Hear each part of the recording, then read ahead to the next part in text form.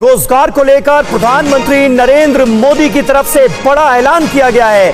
1.5 साल में 10 लाख नौकरियां देगी सरकार। হ্যাঁ বন্ধুরা, আবারও একটি নতুন এবং লেটেস্ট ভ্যাকেন্সির নোটিফিকেশন নিয়ে চলে এসেছি, যেটি হলো অঙ্গনারীর তরফ থেকে।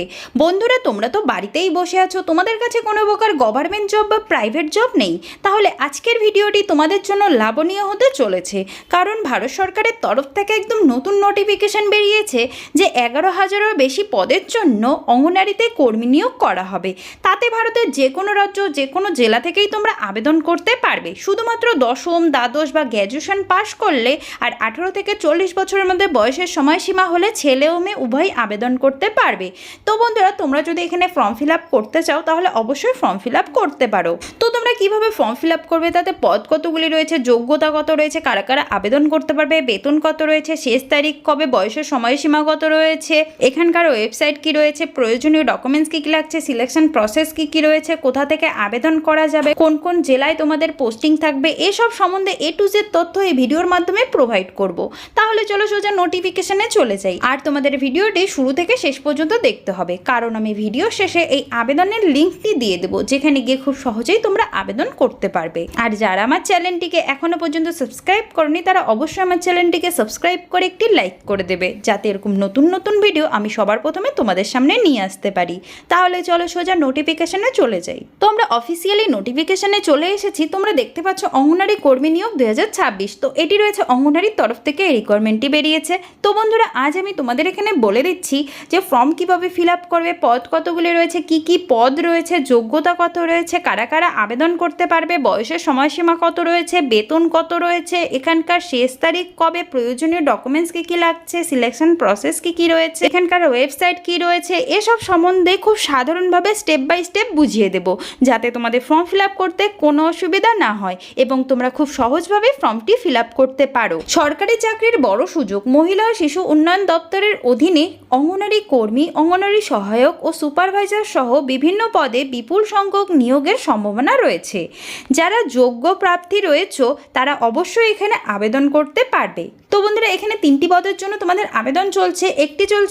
প্রথমটি হলো অঙ্গনারী কর্মী, সহায়ক আর হচ্ছে সুপারভাইজার। এই 3 পদের জন্য তোমাদের এখানে আবেদন চলছে। যারা যোগ্য ও আগ্রহী প্রার্থী রয়েছে তারা অবশ্যই এখানে আবেদন করতে পারবে। অঙ্গনারী নিয়োগ 2026-এর সংক্ষিপ্ত বিবরণ। বিভাগের নাম রয়েছে মহিলা ও শিশু উন্নয়ন দপ্তর, ICDS। এটি রয়েছে বিভাগের নাম। এবার আমি বলে দিচ্ছি পদের নাম কি কি রয়েছে। অঙ্গনারী কর্মী, সহায়ক ও সুপারভাইজার, এই 3টি পদ রয়েছে।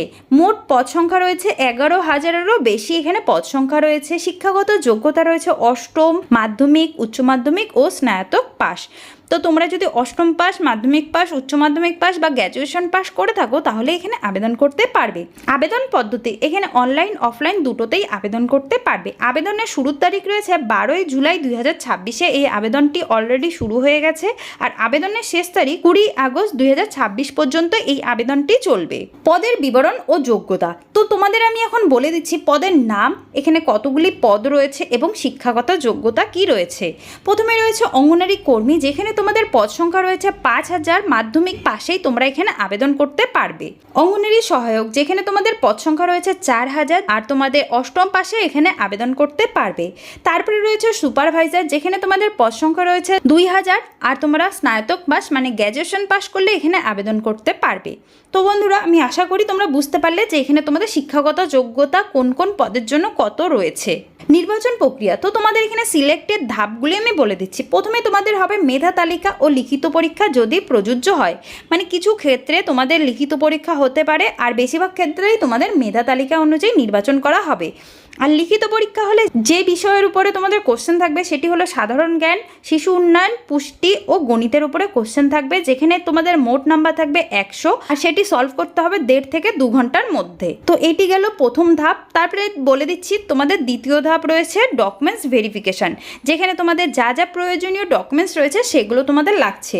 তো সেগুলো হচ্ছে শিক্ষাগত যোগ্যতার প্রমাণপত্র, আধার কার্ড, ভোটার ID, জাতিগত প্রমাণপত্র যদি প্রযোজ্য হয়, যেমন SC ST OBC প্রার্থীর জন্য অবশ্যই লাগবে বাসস্থানের প্রমাণপত্র, নিজের স্বাক্ষর ও নিজের ছবি। তো এগুলো লাগছে তোমাদের প্রয়োজনীয় ডকুমেন্টস। যখন তোমরা আবেদন করতে যাবে তখন এই ডকুমেন্টসগুলো অবশ্যই নিয়ে যাবে। আর সবার শেষে রয়েছে ইন্টারভিউ কিছু ক্ষেত্রের জন্য।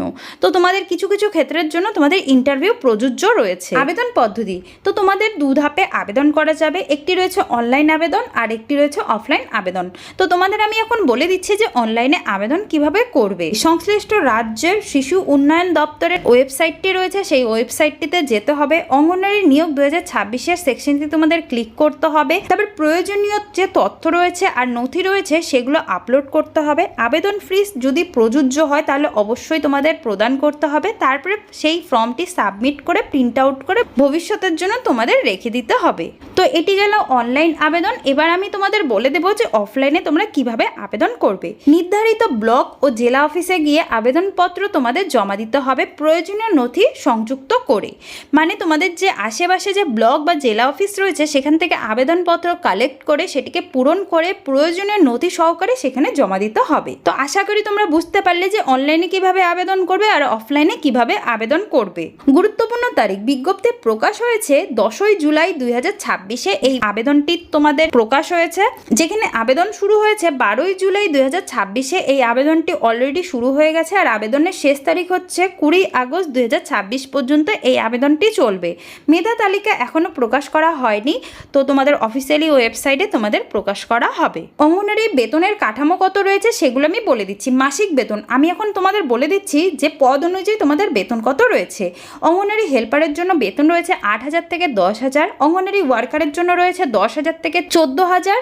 অঙ্গনওয়াড়ি সুপারভাইজারের জন্য রয়েছে 20,000 থেকে 25,000 প্রতি মাসে বেতন রয়েছে। তো আশা করি তোমরা বুঝতে পারলে তোমাদের বেতনের সংখ্যা কত রয়েছে। গুরুত্বপূর্ণ তথ্য, বয়সের সময়সীমা 18 থেকে 40 বছরের মধ্যে তোমাদের বয়সের সময়সীমা হতে হবে। সংরক্ষিত শ্রেণী যেমন SC ST OBC EWD প্রার্থীদের জন্য বয়সের ছাড় থাকবে সরকারি নিয়ম অনুযায়ী। এখানে আবেদন ফিস অধিকাংশ ক্ষেত্রেই তোমাদের বিনামূল্যে আবেদন করা যাবে। আপনি যদি অঙ্গনওয়াড়িতে চাকরি করতে আগ্রহী হন তাহলে এটি একটি দারুণ সুযোগ। তাই সময় মতো আবেদন করুন এবং প্রয়োজনীয় নথি প্রস্তুত রাখুন। সংশ্লিষ্ট রাজ্যের যে অফিসিয়ালি ওয়েবসাইটটি রয়েছে সেটি নিয়মিত নজরে রাখুন। তো বন্ধুরা, তোমরা যদি অঙ্গনওয়াড়িতে চাকরি করতে চাও তোমাদের জন্য এটি একটি কম শিক্ষাগতায় ভালো একটি চাকরি রয়েছে। তো হাতছাড়া করো না, আজকে গিয়ে আবেদনটি করে ফেলো। আর আমি আশা করি তোমাদের বোঝাতে পারলাম যে কিভাবে আবেদন করবে, এখানকার প্রয়োজনীয় ডকুমেন্টস কি লাগছে, সিলেকশন প্রসেস কি রয়েছে, কারা কারা আবেদন করতে পারবে, কোথা থেকে আবেদন করতে পারবে। তো তোমরা আশা করি বুঝতেও পেরেছো। আজকের ভিডিওটি এটুকুই থাকলো। আবার একটি নতুন নোটিফিকেশন নিয়ে তোমাদের সামনে চলে আসবে। ততক্ষণের জন্য জয় হিন্দ, বন্দে মাতরম।